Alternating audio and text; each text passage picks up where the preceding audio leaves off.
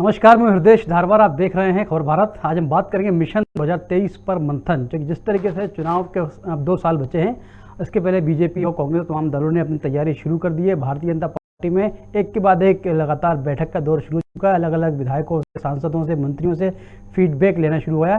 तो जिस तरह के उपचुनाव का जो परिणाम आए, बीजेपी का वोट बैंक कहीं ना कहीं खिसका है, इसको लेकर चिंतन मंथन शुरू हो चुका है। चर्चा करेंगे, पहले सुनते हैं कुछ प्रतिक्रियाएं। दोनों के मंथनों में बहुत काफी अंतर है। भारतीय जनता पार्टी अपना अस्तित्व बचाने के लिए मंथन कर रही है। वो भयभीत 2023 और 2024 लेकर, और हमारा मंथन प्रदेश के व्यापक हितों में, प्रदेश के विकास के लिए, अनुसूचित जाति जनजाति के लिए, एससी वर्ग के लिए, महिलाओं के लिए, प्रदेश की कानून व्यवस्था के लिए, और इस नाकारा सरकार को बदलने के लिए हो रहा है। तो दोनों में मते के नहीं है, अंतर है।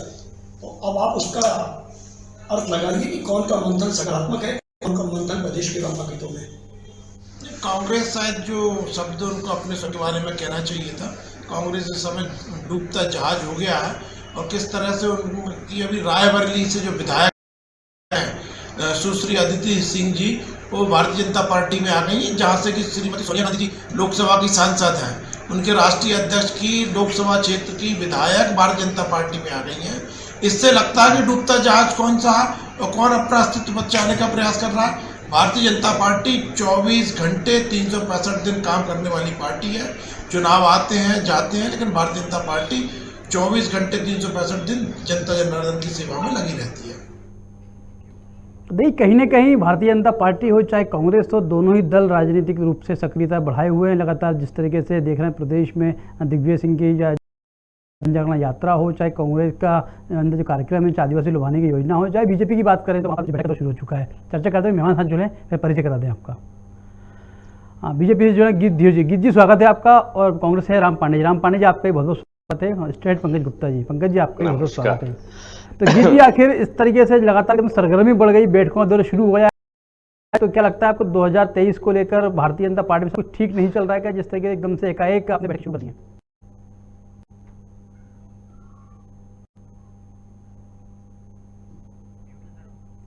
हाँ गीत जी, आपकी आवाज़ नहीं आ रही, चूंकि शायद आपको माइक म्यूट है। जी अब जी बोलिए। भारतीय जनता पार्टी में बैठकें जो होना है वो निरंतर जारी रहता है, चाहे वो चुनाव की बैठक हो, चाहे वो जनता की विकास की बैठक में। और फिलहाल की बैठकें चल रही हैं, वो हम आगे और बेहतर कार्य किस प्रकार कर सकते हैं, जनता का विकास किस प्रकार हो सकता है जिससे जीडीपी बढ़ पाए। अभी लगभग 2000 इंडस्ट्रीज मध्य प्रदेश में लगने वाली हैं। तो इस प्रकार से मंथन जो है निरंतर चलते रहते हैं। प्रदेश को आत्मनिर्भर बनाने के लिए केंद्र से हमें कर्जा ना लेना पड़े, कृषि को हम लाभ का धंधा कैसे बनाएंगे। अभी जैसे आप देख सकते हैं कि रिकॉर्ड फसल खरीदें मध्य प्रदेश में हुई है, तो ये एक रोजगार का साधन जिससे जनरेट हो पाए। इंडस्ट्रीज आएंगी, वो भी आत्मनिर्भर करने में एक बड़ा योगदान देंगी। अपराधियों की जो है वो कैसे संपत्ति जो है, जिस प्रकार से भी आपने एक नई प्रक्रिया देखी है कि तोड़ी जा रही है, उससे अपराधों की जो गति है उसको काफी विराम लगा है। हमारे यहाँ पे माननीय मुख्यमंत्री ने अभी नई कमिश्नर प्रणाली भी लागू करने के लिए जो है पहल करी है। इस प्रकार की चीजों पर मंथन चल, देख सकते हैं कि जी, बात तो ये है कि भारतीय जनता पार्टी के जो नेता हैं, विधायक हैं, जिलाध्यक्ष हैं, वे खुद शिकायतें कर रहे हैं कि सुनवाई कहीं नहीं होती, अफसर सुनते नहीं, अधिकारी सुनते नहीं है, जो काम थे काम नहीं हो पा रहे हैं। अब उधर संजय पाठक खुद इस बात को कहते हैं कि ये विकास कार्य से चुनाव नहीं जीते जाते। मध्य प्रदेश में भारतीय जनता पार्टी की जो सरकार है वो निरंतर जीत के आ रही है। इसका मतलब ये तो बहुत साफ है कि जनता और पार्टी और सरकार के बीच में सामंजस्य बहुत अच्छा है। दूसरी बात, अगर कहीं कोई ऐसी प्रॉब्लम है भी तो मंथन होता ही इसलिए है कि उस समस्या को दूर किया जाए। तो इन्हीं समीक्षा बैठकों से, इन्हीं मंथन वाली बैठकों से इस प्रकार की अगर कहीं कोई ऐसी विषय है कि कहीं जनता के बीच या सरकार के बीच या पार्टी के बीच कोई सामंजस्य नहीं बैठ पा रहा है, तो उसको सामंजस्य को बैठवाए किस प्रकार जाए, किस प्रकार से जनता के विकास के लिए और कार्य किए जाए ताकि प्रदेश का विकास हो सके, यहाँ की आम जन का विकास हो सके, प्रत्येक वर्ग का विकास हो सके, किसी भी प्रत्येक वर्ग में से कोई भी व्यक्ति वंचित ना रह जाए। इस बात को ध्यान में रखते हुए ये सारी बैठकों का दौर जारी है।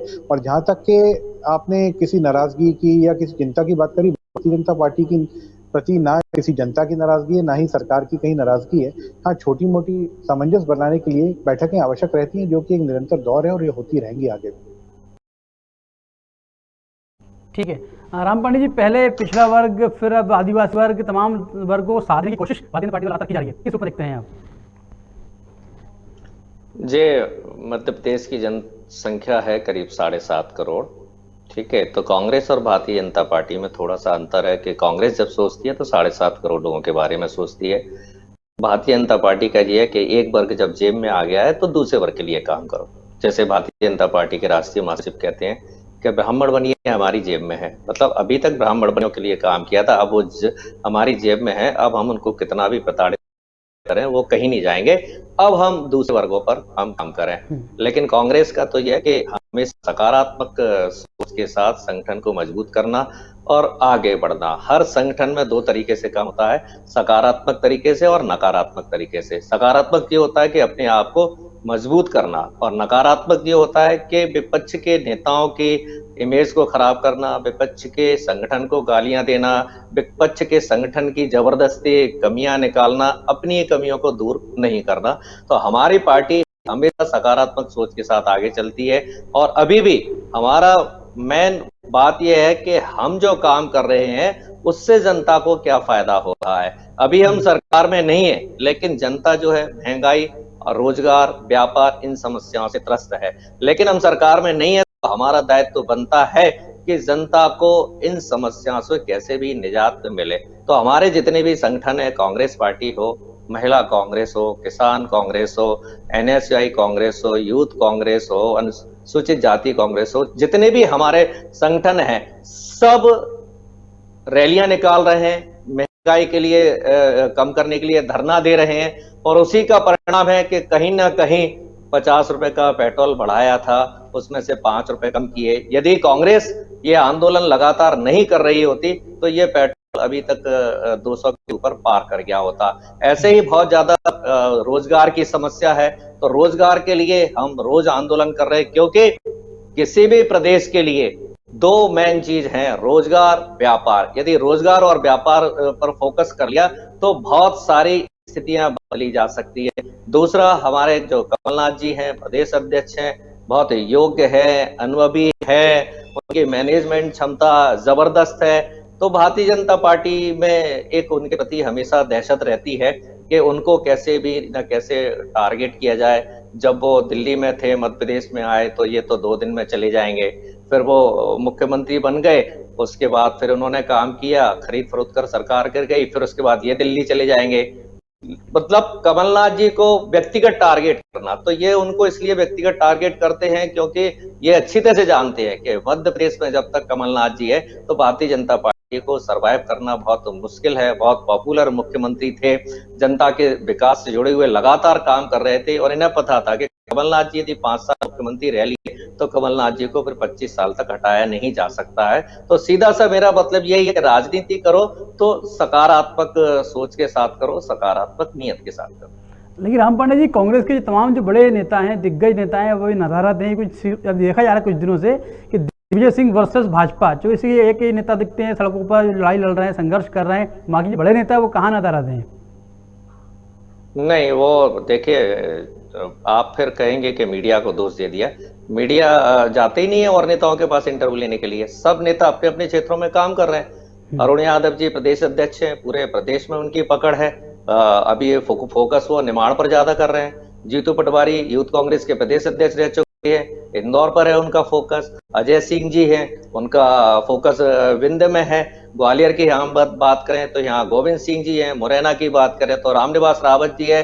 हर नेता अपने क्षेत्र में कांग्रेस पार्टी का 100% क्षमता के साथ लगा हुआ है। मैं तो आपसे निवेदन करता हूं, जो भी नेता आपको नदारत दिखाई देता है, आप उसका इंटरव्यू लीजिए, वो आपको बताएंगे कि वो अपने क्षेत्र में जनता की समस्याओं के लिए क्या काम कर रहे हैं, चाहे महंगाई हो, बेरोजगारी हो, रोजगार हो, या वो विधायक है तो अपनी व्यक्तिगत प्रयासों से वो अपने क्षेत्र की जनता के लिए क्या काम कर रहे हैं। ठीक है। पंकज जी, वर्तमान परिदृश्य को देखें तो भविष्य में किस रूप में देखते हैं कि बीजेपी कहाँ स्टैंड करती है, कांग्रेस कहाँ स्टैंड करती है? दोनों की तुलना भी करें हम तो किस दल के लिए 2023 चुनाव इम्पोर्टेंट और बेहतर होगा? देखिए अजय जी, जो मुद्दे आज हैं वो कहीं ना कहीं भारतीय जनता पार्टी के हित में तो नहीं है, लेकिन फिर भी मैं कह रहा हूँ कि कांग्रेस जितना अस्वस्थ है इन मुद्दों को लेकर शायद उतना नहीं रहना चाहिए, क्योंकि कांग्रेस के पास मुद्दे हैं, लेकिन इतना अच्छा विपक्ष की भूमिका शायद निभा नहीं पा रही, मैं ऐसा मानता हूँ। दूसरी वजह गलत। क्या है कि देखिए, भारतीय जनता पार्टी का एक मजबूत कैडर है, जो आज जिस तरह से एक बड़ा संगठन बन चुका है भारतीय जनता पार्टी का, जो शायद आज से जब 50 साल पहले कांग्रेस का संगठन हुआ करता था, उस दौर में भारतीय जनता पार्टी पहुंच चुकी है। तो आज इतना मजबूत संगठन है, एक एक बूथ पे वो लोग मेहनत कर रहे हैं, एक जिस तरह के एक वोटर मतदाता पे वो मेहनत कर रहे हैं, उससे कहीं ना कहीं जो मुद्दे हैं उसको थोड़ा सा फाइट कर पाएंगे। लेकिन हाँ, इतना राह आसान नहीं है, और शायद भारतीय जनता पार्टी भी इसलिए ये बात को अच्छे से जानती है। और जो हमारे राम पांडे जी बोल रहे हैं, ये मैं एक बार फिर याद दिला दूं कि आपके आंदोलन से सिर्फ भारतीय जनता पार्टी परेशान नहीं है। भारतीय जनता पार्टी की जो सर्वे रिपोर्ट्स आई हैं, वो भी कहीं ना कहीं भारतीय जनता पार्टी के लिए थोड़ा सा मुश्किल बढ़ाने वाली हैं। तो उन रिपोर्ट्स के बाद ही जो कुछ निर्णय राहत देने वाले जो लिए जा रहे हैं, क्योंकि अब उत्तर प्रदेश चुनाव, बड़ा चुनाव आने वाला है, तो एक सिंबॉलिक रूप से उत्तर प्रदेश चुनाव वैसे ही बहुत बड़ा चुनाव माना जाता है कि प्रधानमंत्री के पद के लिए बड़ा माना जाता है। तो इसीलिए जो बड़े मुद्दे हैं, महंगाई जो एक बड़ा मुद्दा है, उसको कहीं ना कहीं पेट्रोल डीजल से राहत देने की कोशिश की जा रही है। ऐसे मतलब जो आम आदमी से सीधा जुड़ा है, और आम आदमी नहीं, पेट्रोल डीजल तो पूरे, लेकिन कांग्रेस ने, आप हृदय जी आप भी स्वीकार करेंगे इस बात को, कि कांग्रेस ने अपेक्षाकृत जैसा विपक्ष की भूमिका निभानी चाहिए थी, वैसे पहले भी नहीं निभाई, अभी भी नहीं निभा रही। वजह कुछ भी हो, राम पांडे से शायद मेरी बात से सहमत नहीं दिख रहे, लेकिन सच जो है वो ऐसा ही है, मेरा मानना है। और बाकी कैडर वाइज मुकाबला आज भी कांग्रेस के लिए बड़ा मुश्किल बात है। गिर जी, आप भी लगातार दावे करते हैं कि हमने विकास किया है, काम किया, उस काम के दम पर सरकार द्वारा दावा भी करते हैं, चीज़ें करते हैं, लेकिन बाद भी जो सर्वे निकल कर आता है उसमें यह है कि बीजेपी का वोट बैंक कहीं नहीं खिसकता दिख रहा है। अरे क्या वजह, क्यों खिसक रहा है वोट बैंक आपका? नहीं, ऐसा कहीं पे भी कुछ नहीं है। और बीजेपी जरूर, वोट्स में क्या होता है, हार जीत महत्वपूर्ण होती है। ये जो आंकड़े हैं बहुत ज्यादा मायने इसलिए नहीं रखते हैं क्योंकि अपने कार्यों के दम पर इसको ऊपर नीचे किया जा सकता है। और जैसे अभी हम बात करें कांग्रेस के टाइम की, तो कांग्रेस के समय पर अगर आप मध्य प्रदेश में देखें तो केवल 7 एयरपोर्ट हुआ करते थे, आज देखिए 19 हैं। आप महिला सुरक्षा की बात करें तो महिला सुरक्षा के विषय में भी जब इनकी सरकार आई तो बड़े बड़े ढींगे मारने वाले कांग्रेस के नेता ही जो थे, वो किस प्रकार के दुष्कर्म करते हुए पकड़े गए हैं, ये कांग्रेस बहुत अच्छे से जानती है। हमारी भारतीय जनता पार्टी जो है, ये जनता के हितों को ध्यान में रखते हुए विकास के लिए कार्य करती है। आप सीधा देखिए, हमारा केंद्रीय नेतृत्व जो है, माननीय मोदी जी किस प्रकार से सीधा संवाद करते हैं, हमारे माननीय मुख्यमंत्री श्री माननीय शिवराज सिंह जी। सवाल तो आखिर वही है ना, यदि आप काम का दावा करते हैं, काम अच्छा किया है, तो आखिर वोट बैंक क्यों खसक रहा है आपका? क्योंकि उपचुनाव के नतीजे देखे हैं हम सबने। मैं आपको बता रहा हूँ, देखिए मैं आपको ये भी बता रहा हूँ कि अब बढ़ के आएंगे, क्योंकि कोरोना था एक बहुत महत्वपूर्ण कारण, जिसके कारण से कई बार जनता को बरगलाने में ये लोग सफल हो रहे थे। अब कार्य जो है वो दिखेंगे और बेहतर रूप से दिखेंगे।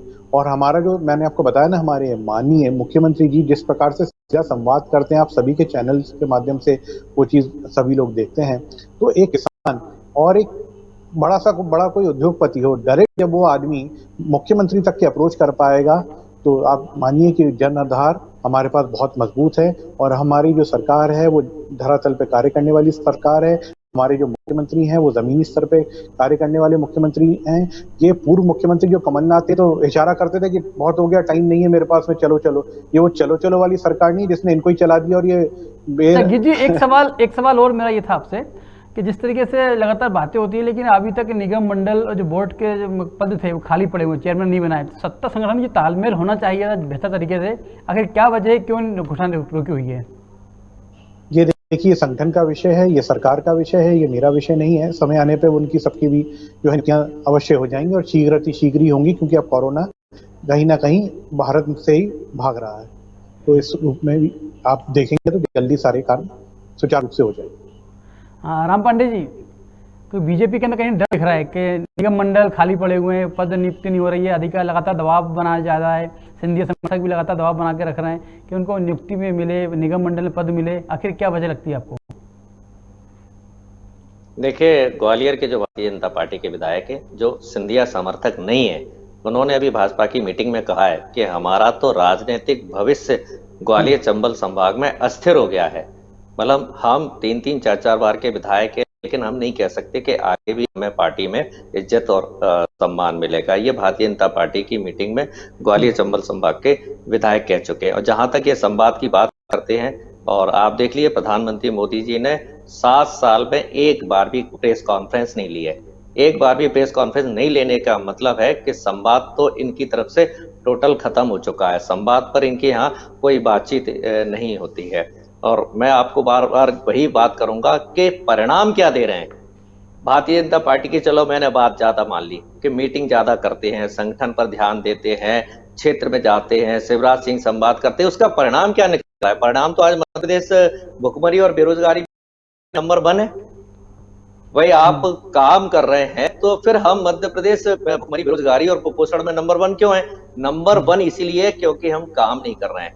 काम करते तो निवेश आता, उद्योग धंधे पनपते, लोगों को नौकरी मिलती, व्यापार बढ़ता, अर्थव्यवस्था दूर होती। अर्थव्यवस्था जब दूर होती तो फिर ये कुपोषण, गरीबी और भुखमरी जैसी समस्या नहीं होती। जब मध्य प्रदेश कुपोषण, बेरोजगारी, भुखमरी में नंबर 1 पर है, इसका मतलब ही है कि कहीं कोई काम नहीं हो रहा है, केवल बातें हो रही हैं, झूठी घोषणाएं हो रही हैं। अभी कमिश्नर प्रणाली देख लो, ये तीसरी बार घोषणा हुई है।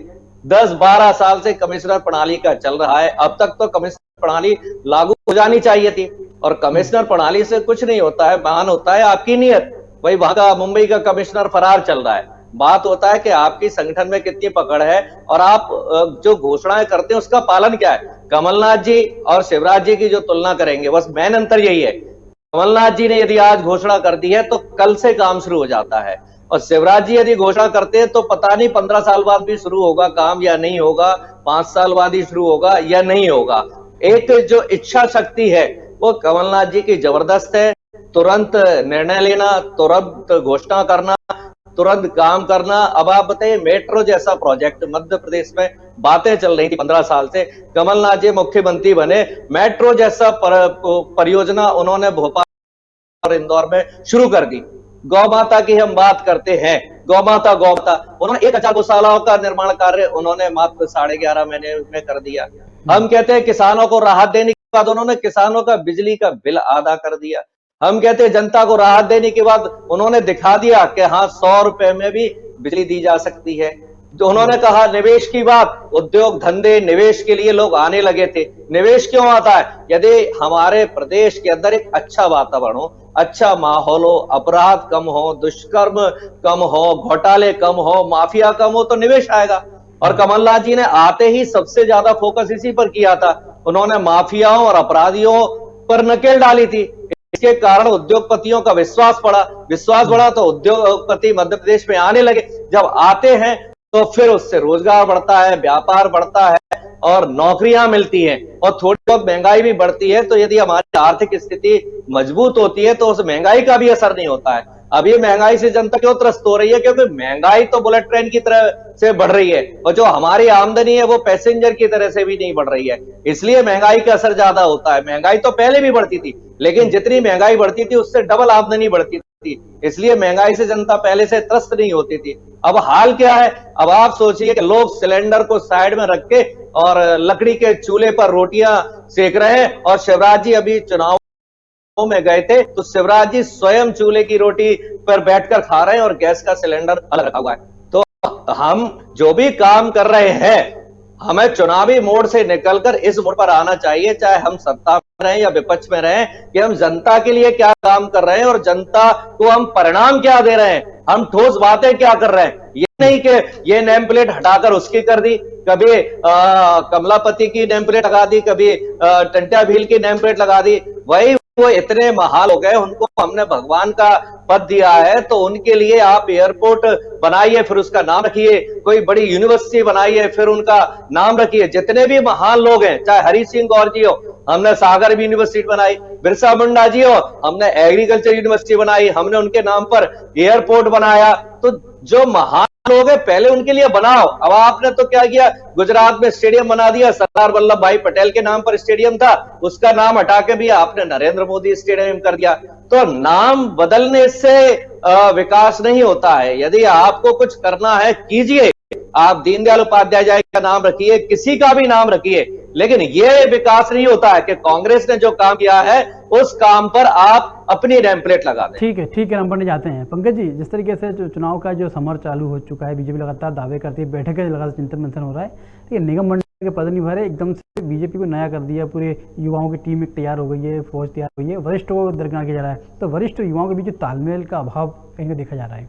देखिए, राजनीति में वरिष्ठों और युवाओं का देखिए विरोधाभास कोई नई बात नहीं है जी। अभी जिस राजनीति जिस दौर में गुजर रही है, तो शायद दोनों दल इस बात से सहमत हैं, या शायद देश का हर राजनीतिक दल मानता है कि अब जो देश में जिस तरह से युवाओं की, पढ़ी लिखी युवाओं की संख्या तेजी से बढ़ी है, तो उनकी बात को समझे और समझाने के लिए कहीं ना कहीं पार्टियों में भी युवाओं का नेतृत्व आगे आना चाहिए। और राजनीतिक दलों में भी देखिए, जो पहले के जो युवा नेता थे और आज के जो युवा नेता थे, उनमें बहुत अंतर है। पहले के युवा नेता सिर्फ शायद रैलियों पे ज़्यादा विश्वास करने वाले आते थे या भीड़ बढ़ाने वाले होते थे, लेकिन आज का जो युवा है स्मार्ट है, वो स्मार्ट वर्किंग जानता है, वो चीज़ों को शायद दुनिया को ग्लोबल तरीके से, बेहतर तरीके से जानता है। तो कहीं ना कहीं दलों को भी इस बात की आवश्यकता महसूस आ रही है कि ऐसे लोगों को पार्टी के साथ जोड़ा जाना चाहिए। और युवा आज दूसरे युवा की बात शायद ज़्यादा आसानी से सुनता है और पहुँच पाएंगे। हर जगह एक करिश्माई नेता हो ऐसा कोई जरूरी नहीं होता। और दल में देखिए, युवाओं का आज कहा जा रहा है, युवाओं की संख्या सबसे ज्यादा है, तो हर कोई चाहता है युवाओं की संख्या लगातार बढ़े। अब मैं एक बार आपको फिर बता दूं कि जैसे अभी हमारे राम पांडे ने पिछली बार भी कहा था कि विकास कार्यों से, जो सिर्फ अकेले विकास कार्यों से नहीं जीते जाते चुनाव, तो ये बहुत पहले और भी बड़े नेताओं ने इस पर बड़ी बहस की है कि चुनाव जीते कैसे जाते हैं। लेकिन देखिए, चुनाव के लिए दोनों चीजें दबी। अगर ठीक है, विकास कार्य से कई लोग हार गए, अच्छा काम करके भी लोग चुनाव हार गए, कई इस बार ऐसा देखने में आया है कि बहुत अच्छा काम किया क्षेत्र में उन लोगों ने, लेकिन उसके बाद भी कहीं ना कहीं वो जाति के समीकरण के शिकार हो गए, या उसका समीकरण जो बन गए, प्रत्याशी जो उम्मीदवार मैदान में आए, ऐसा देखने में आए उनके शिकार हो गए, उस चक्रव्यूह में फंस गए।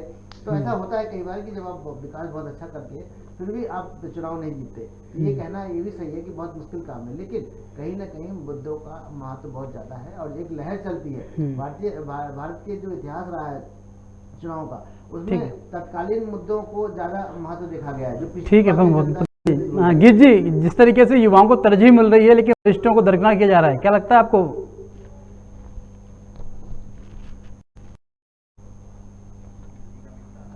गीत जी, म्यूट है माइक आपका। नहीं, कहीं पे भी ऐसा नहीं है हृदय जी कि किसी भी प्रकार से किसी वरिष्ठ को दरकिनार किया जा रहा है, बल्कि वरिष्ठों के मार्गदर्शन के साथ ही सारा कार्य किया जा रहा है। किसी भी हमारे संगठन के विभाग, मोर्चे, प्रकोष्ठ में देख लीजिए, ऐसा नहीं है। हाँ, नए लोगों की नियुक्ति, अगर कार्य प्रणाली जो है वो उसको और तेज गति से लाना है तो वरिष्ठों के साथ में नई टीम का भी जो है जुड़ना जरूरी है। यहाँ कांग्रेस की तरह जो है वो काम नहीं किया जाता था। जैसे इन लोगों ने झूठ बोला था किसानों के कर्ज माफी की, अगर आप बात ले लें, यहाँ तो किसानों के कर्ज माफी को लेकर इन लोगों ने 700 करोड़ रुपए का जो राशि थी उसको आईफा करवाने के लिए जोड़ दी थी। तो यहाँ संगठन में भी उतना ही ध्यान दिया जाता है जैसे सरकार के साथ में तालमेल। किसी भी प्रकार से भारतीय जनता पार्टी जो है अपने किसी भी कार्यकर्ता को, भले ही वो एक छोटा सा कार्यकर्ता हो, बूथ स्तर का, भले ही वो एक वरिष्ठ कार्यकर्ता हो, प्रदेश का या राष्ट्र का, उसको किसी भी प्रकार से कभी भी न दरकिनार किया गया है, न किया जाएगा। उसकी सेवाएं जहां जिस प्रकार से पार्टी को लगती है उस प्रकार से पार्टी लेती रहती है। तभी तो हमारी पार्टी को कैडर बेस्ड पार्टी कहा जाता है। और एक बहुत महत्वपूर्ण चीज कि भारतीय जनता पार्टी तभी तो विश्व की सबसे बड़ी पार्टी बन पाई है, क्योंकि यहाँ जनता का साथ, जनता का विकास और जनता का प्रयास और सबका विश्वास के साथ में कार्य किया जाता है। ये बहुत महत्वपूर्ण बात है। हाँ गिरिजी, आप बात कह रहे हैं, ठीक है, सब कुछ ठीक चल रहा है। कल बीजेपी कार्यालय के अंदर जहाँ कैलाश जी की प्रथम द्वितीय पुण्यतिथि थी, उनके बेटे दीपक जोशी खुद नजारत थे, वो खुद वहाँ नहीं पहुंचे। कोई नाराज चल रहा है, इनको पद नहीं मिला, सम्मान नहीं मिल रहा है, जो वरिष्ठ हैं, नेता हैं, मंत्री रहे हैं, उनको आज तवज्जो नहीं मिल रहा है। अरे जी, आप तो खुद स्वयं अध्ययनशील व्यक्ति हैं, आपने अध्ययन किया होगा उनके ट्विटर अकाउंट पे जाके। उनके कार्यक्रम हाट पेपलिया में थे, फिर उनके कार्यक्रम देवास में थे, जो यहाँ पर समय तय किया गया था। पहले वो किसी कारण से लेट आ पाए, परंतु उनके पोते दीपक विजयवर्गीय जी के पुत्र यहाँ पर उपस्थित थे और वो उस कार्यक्रम में उपस्थित थे। दीपक जोशी जी के जो पुत्र हैं वो उस कार्यक्रम में उपस्थित थे। दीपक जोशी जी देवास से ही लेट चले थे, इसलिए वो लेट आए थे। और अगर आपको ध्यान हो तो फोटो उनकी और जो पूरा कार्यक्रम था वो जब तक के वो पहुंचे नहीं थे तब तक के रहा। ऐसी कोई भी बात पार्टी में है ही नहीं।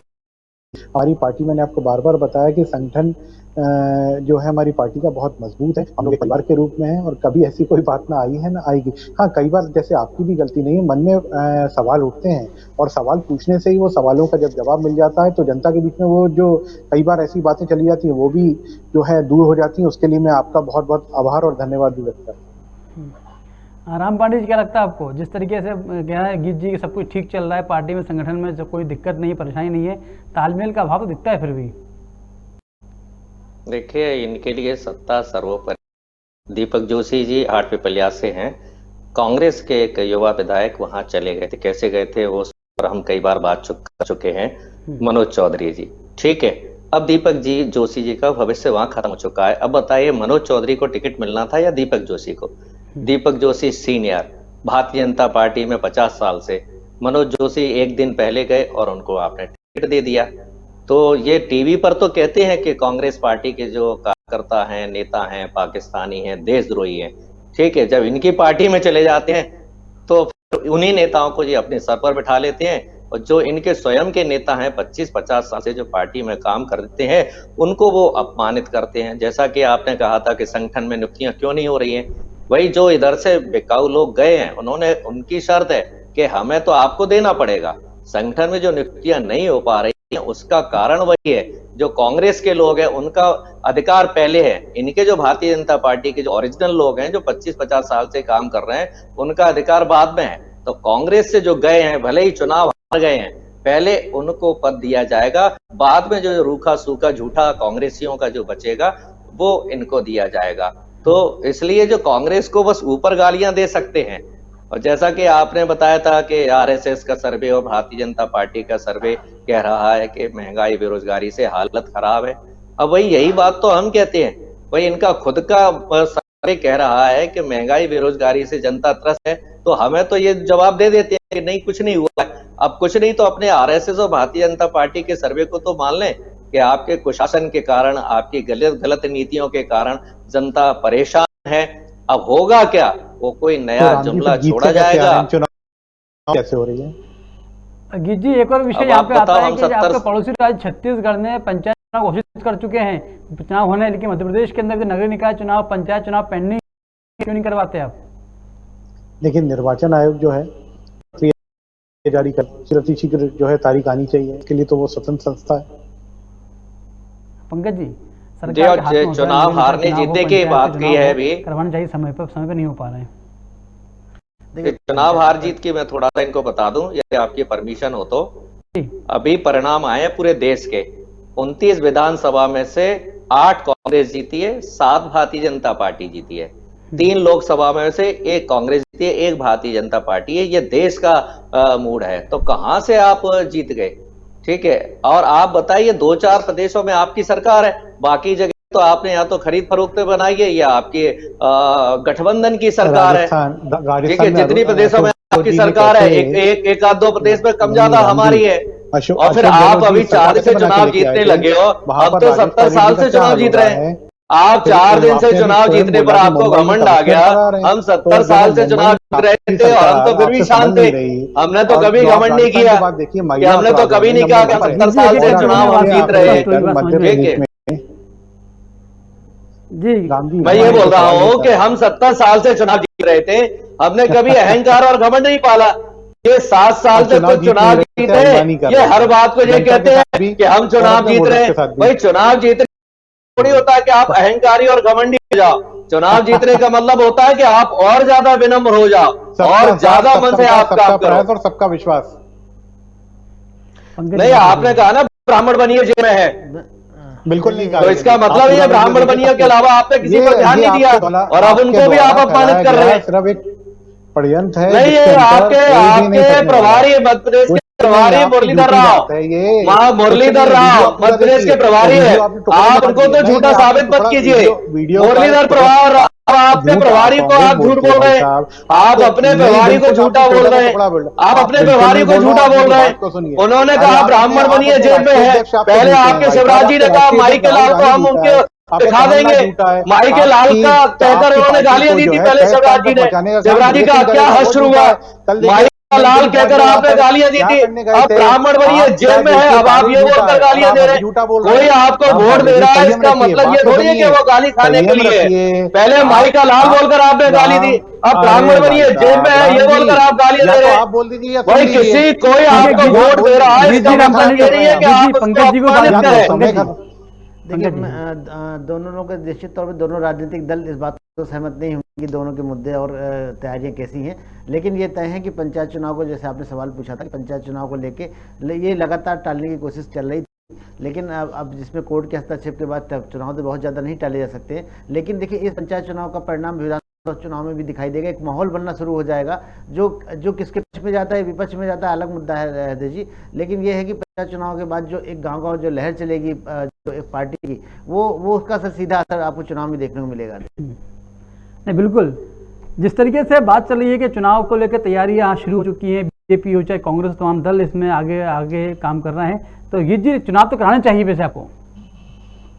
मैंने आपको बोला ना, जो आदेश हो मिलेगा माननीय न्यायालय का, उसको पूर्ण करेगी हमारी पार्टी। लेकिन यहाँ पर तो सिर्फ तिथि निर्धारित होने की बात है, तो तिथि बहुत शीघ्र आपके पास आ जाएगी, मुझे ऐसा विश्वास है, मुझे स्वयं व्यक्तिगत रूप से ऐसा लगता है। चलिए ठीक है, गीत जी, राम पांडे जी, पंकज जी, तीनों को बहुत शुक्रिया, धन्यवाद। क्योंकि समय का अभाव है, तो जिस तरीके से मध्य प्रदेश में चुनाव की तारीखों का जिस तरीके से चल रहा है लगातार कि हम मंथन करेंगे, चिंतन करेंगे, क्योंकि 2 साल बाद मध्य प्रदेश में 23 और 24 का चुनाव होना है। अब चुनाव के पहले बीजेपी हो चाहे कांग्रेस हो, दोनों ही दल अपने अपने तरीके से तैयारी करती हैं, चाहे बात आदिवासी वर्ग की हो, चाहे बात ओबीसी वर्ग की हो, तमाम दल जो है उनको साधने की कोशिश में जुट गए हैं। फिलहाल चर्चा में इतना ही, मुझे इजाज़त, नमस्कार।